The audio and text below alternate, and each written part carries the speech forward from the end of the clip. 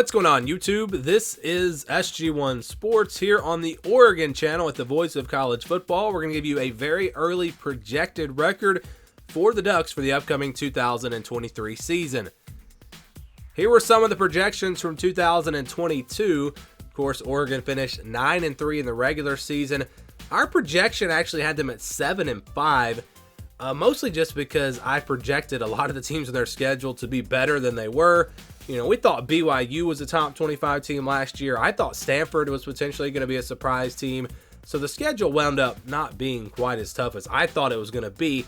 But I personally was not. I mean, I was high on Oregon. I had them at 10-2, had them winning the Pac-12 championship.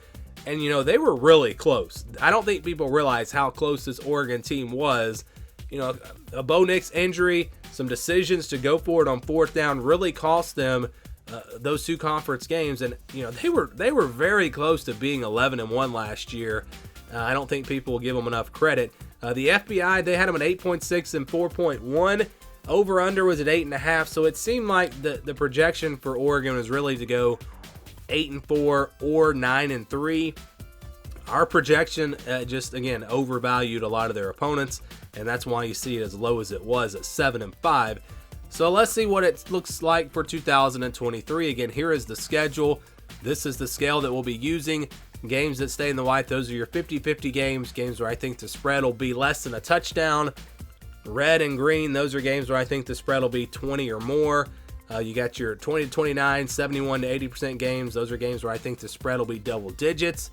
And then the yellow and purple, those are games where I think the spread will be about a touchdown, 6, 7, 8 points, kind of in that range.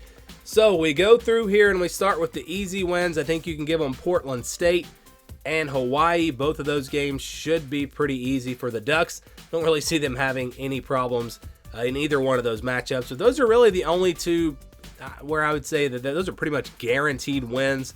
Again, Portland State and Hawaii. Next, we go to the games that are in the blue. So these are games where I think the spread will be 10 to 19 points in that range. And we've got Colorado, Stanford, Washington State, Cal, and Arizona State. Now, Colorado's tricky because nobody has any idea how good they're going to be. I think they're going to be improved, but as bad as they were last year, I still think Oregon, especially playing at home, should be at least a 10-point favorite in that game. Stanford, they're in complete rebuild mode. Washington State, because it's at home, I think you can put that one as about a 10 to 13 point spread for Oregon. Cal is at home, shouldn't be.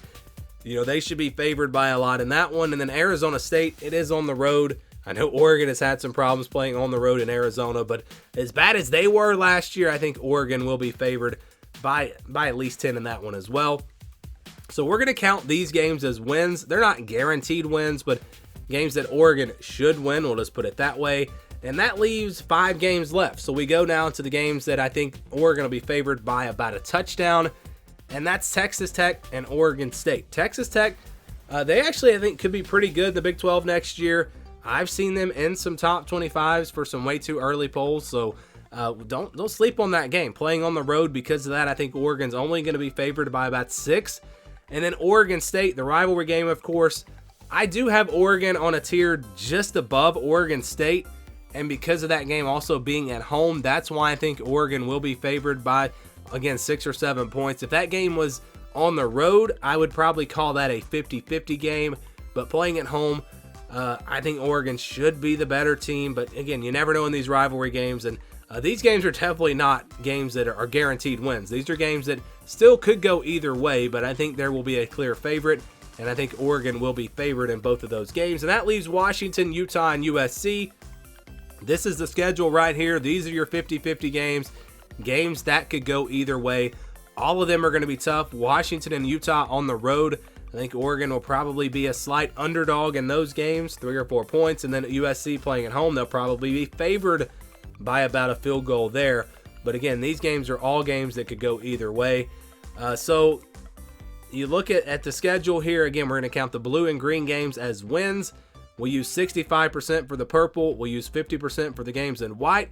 We average it all out to get the projection. And for Oregon, their projection is 10-2. So it's between 9-3 and 10-2.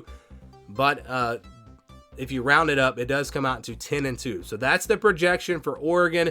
In these 5 games, the projection would have them going 3-2 because, a couple of them, they are going to be, I think, clear favorites. If you flip those around, if you put all those games as 50-50 games, then the spread will be like right in the middle of 9-3 and 10-2. But because I think they will be favored in those games, I'm going to say the projection here for Oregon, 10-2. That's what it comes out to be for the Oregon Ducks in 2023.